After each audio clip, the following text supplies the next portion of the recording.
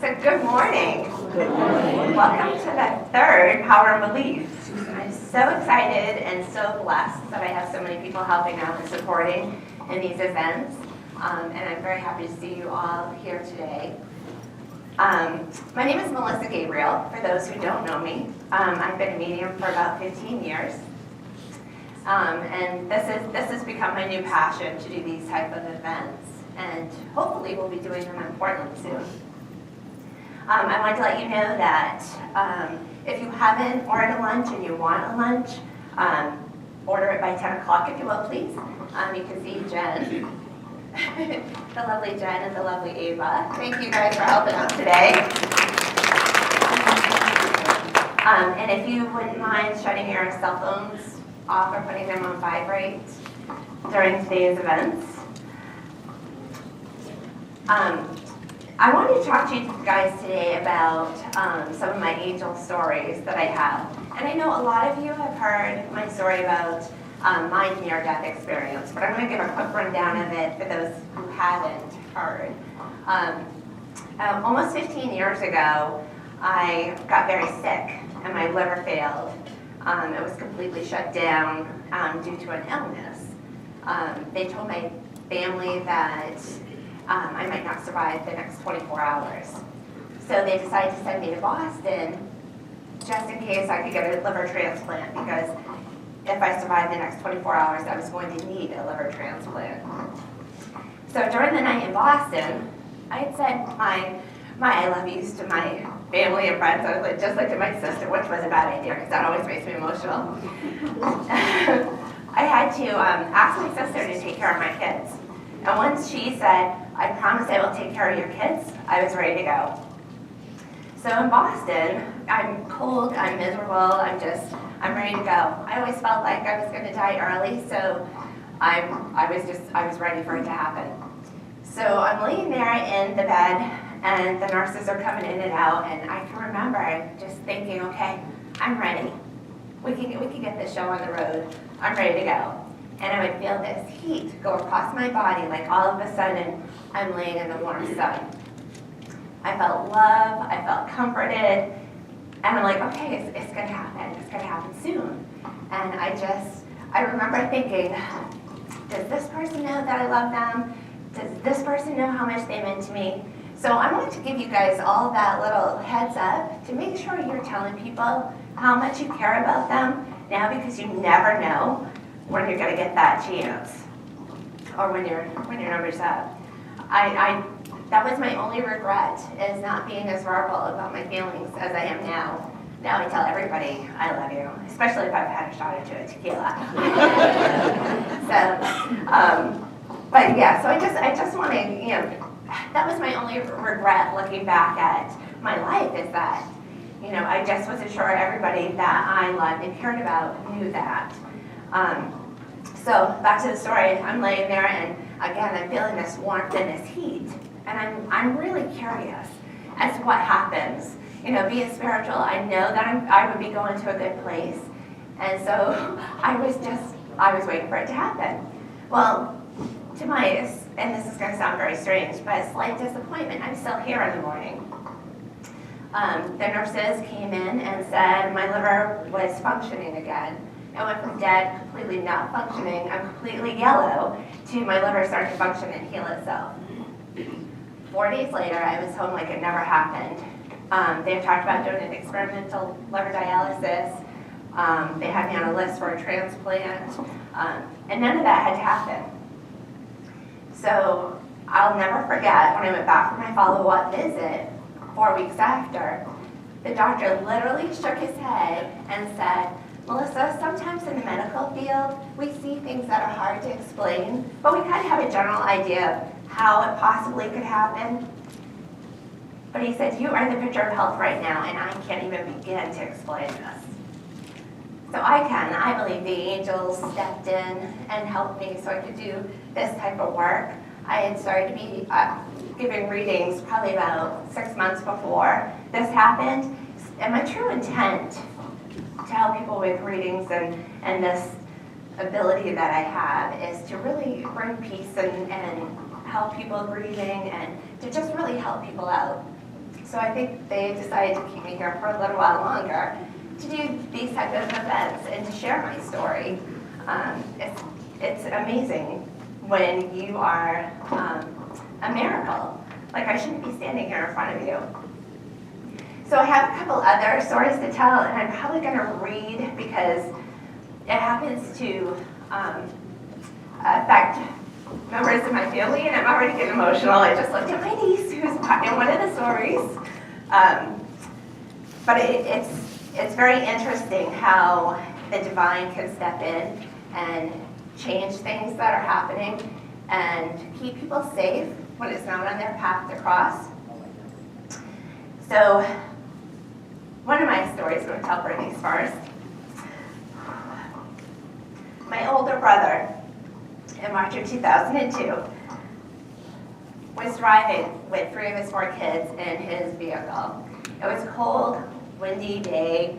There had been snow a few days before, and he hit a patch of ice, and the Durango, I didn't think this would be so hard.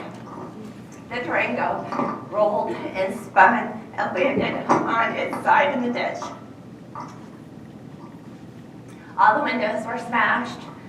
The roof of his Durango on the passenger side, where my nephew was sitting, was squished in below the top of the seat. He had been thrown during the rolling so that he was over by the driver's side. Otherwise, the roof would have came right down on his head. One of my nieces was hanging in the seat belt. I'm sorry.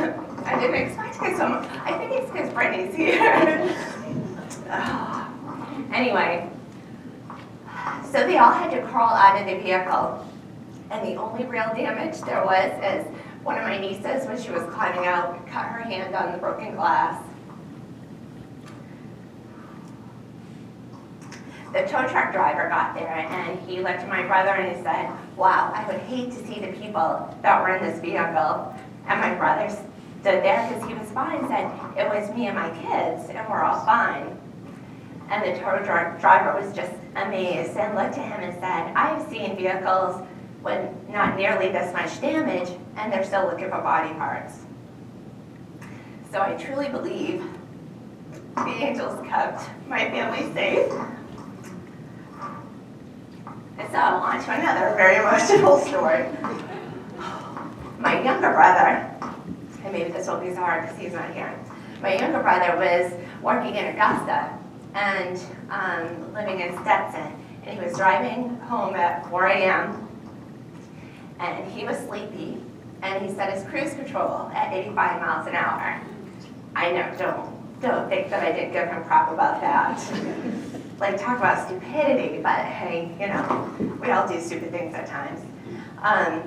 So he's driving along, and just after he went through Fairfield, there's a bridge that crosses the Kennebec. And at the time, there was like a cement block in front of that guardrail. So my brother fell asleep, hit that cement. He said he woke to the sound of twisting metal and sparks as he was riding down the guardrail. That made his car flip over and roll. He bounced off the other side, bounced off of that, and ended up back facing north where he was headed on the other side of the road. So it was like a ping pong ball. It just bounced between the guardrails. So again, his car was like damaged beyond belief. Above his head, the roof was fine. Everywhere else around was smushed in. The only window that wasn't broken in his vehicle was the one on the driver's side. The area where he was fine. Every bit of the other windows were all smashed and crashed. And so we were talking about this last Sunday. I was having them share their experiences again with me. That's probably why I'm so emotional, because the emotion of hearing the stories and their experiences was very powerful. So my brother said, when he woke and he saw the sparks, and he said, "Wow, I really screwed up, I'm dead." And he said, as soon as he had that thought, he felt this peace come across him, and he just relaxed. And that's probably what saved his life. He said when the car finally came to a stop, He said there was, from the airbags, the dust was everywhere, and broken glass was everywhere, and his steering wheel was bent completely forward from the impact. He had bent it over so that it was right by the gauges. So again, there was a ton of damage. 3 guys stopped once they saw the accident and to help him out. And 2 of them went to go call the police. This is back before the time that everybody had a cell phone. And so the police officer finally arrives, and he goes running over to the car. My brother's kind of funny as he tells this part of the story. He said he takes a flashlight, and he's looking all in the car, and he's looking all around the car. And he looked at my brother, he said, "Where's the driver?" And my brother said, "It's me. I fell asleep." And he said, "No, the driver of this car." And my brother goes, "It was me." And the cop responded with, "Wow, dude, you had to have somebody on your shoulder tonight." Truly believe that. So, those are 2 more of my angel stories. I also want to talk about, sorry, I'm still emotional. I want to talk about when it is your time and what could possibly happen. I want to share my stories with my friend who passed about 1.5 years ago. It was very interesting because she had cancer, and we could see the progress of her getting close, and I would go and do Reiki, and fortunately, because of my beliefs, I was able to talk to her about, the inevitable of when she was going to pass. Nobody else in her family had those conversations, and she said to me at one point, "Melissa, I am grateful that I have you to talk to about this, because everybody else just acts like it's not a thing. They don't bring it up, they don't want to upset me, they don't want to show that they're upset, so everybody just kind of pushes us back." I was able to witness seeing some beautiful visions as I did Reiki, and one of them was when she was going to cross. I could see her coming into this white light, and out of the white light, I saw people coming, and I saw the look on her face as she recognized the people coming out of the clouds, and she just had this beautiful look and this happiness on her face. So as I told her that story, of course we were both crying. And I said, "Jamie, it's just going to be a beautiful thing when it's your time." So fast forward a few months, and she's in the hospital, and she's nearing the end, and they know she's going home for hospice at this point. This part is hard. So I went in, and her husband said to me, "Melissa, she hasn't signed a DNR or an advance directive, and we need her to do that. Can you talk to her?" Because again, I was the person that had those conversations. They didn't even know when she passed what she wanted, whether she wanted to be cremated, whether she wanted to be buried. I mean, nobody had those conversations, and it didn't even occur to me to ask those questions. But I remember going over to her and I said, "James, can you sign the advance directive, the DNR?" And she just shook her head, and a tear rolled down out of her face. And I thought, oh my God, after all this time, she's still not ready to go. It broke my heart. I went home and I bawled my eyes out all night long. So I stayed a while and held her hand as she fell asleep, and her eyes started to do this rapid eye movement, like almost immediately as soon as she was asleep. And I was hearing, and thank God I do have this gift because it brings me so much comfort at times, that they were working with her to remind her what it's like when you cross and when you go back to the spiritual self. And the spirits call it going home. So the next day, I was absolutely amazed because it was a totally different person lying in that hospital bed. She was smiling. There was this level of acceptance. She joked. Her dad had called and was crying on the phone, and she's on the phone. "Dad, stop crying." And she looks at me, she goes, making fun of him for tearing up. Dropped a popsicle on her. I was handing her a popsicle. She dropped a popsicle. She's like, 5-second rule. Popped that in her mouth. So, it was just a totally different person. She went home later that day for hospice, and then it was amazing how quickly she went downhill, or maybe uphill if we're spiritualists, right? It's uphill. And so I'd be going out every day to see her, and I got a call on that Thursday from her cousin, and she said, Melissa, it's going to happen soon. You really should be here. So I drove really fast out to Corinth, and I missed her by about 5 to 10 minutes. And maybe that was for the best, because I guess it didn't look good at the end. Although I don't believe she was there anyway. I think it was just the body shutting down at that point. So I walk in, and of course everybody is crying and hugging each other.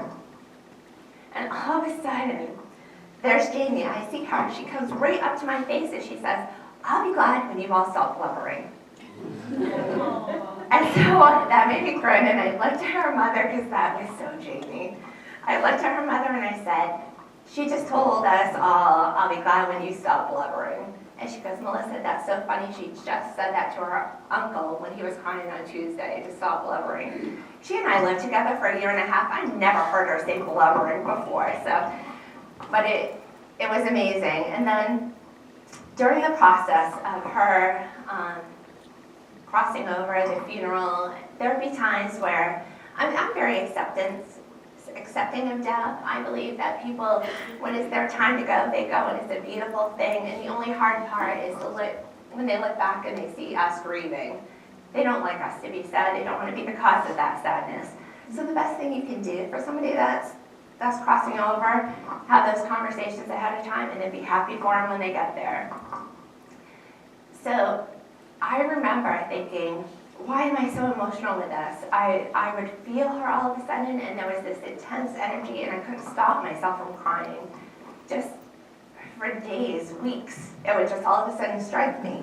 Well, I've learned since then is that they come to visit us, and when that energy gets close, that triggers all that sadness and that grief and that loss again.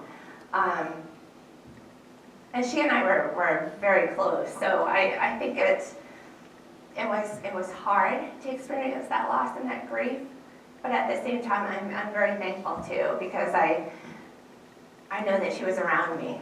So every time I knew I broke down in those hard tears, I knew Jamie was right with me. And since then, she's around all the time. As a matter of fact, last Wednesday night, one of my students said, Jamie's sitting right here. So I get stuff from her all the time. There was another experience that I wanted to share with you too about, I believe the soul decides when it's going to pass. You know, we as humans, human souls, have that choice to cross over or to not cross over. I think it's a very rare instance when you can't stay in your body after a horrible accident or something like that. Like, the only thing I can think of is, like, you know, if you're decapitated, they can't really fix that. But most of the time, I mean, you've all heard of stories of people who have been devastatedly injured, and it was an absolute miracle that they're still around. And then other people have these little minor car accidents and they're gone. So I believe a door opens and we choose whether to go through it or not.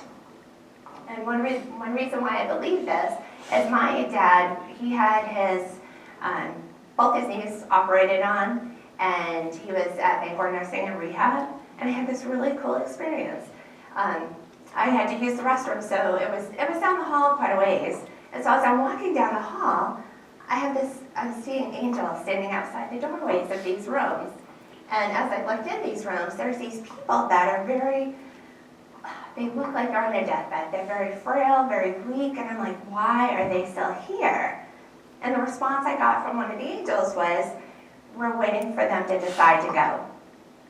And that it might be fear-based, you know, if they grew up in a very structured religion and didn't think that they lived their life very well, they might be afraid that they're not going someplace good.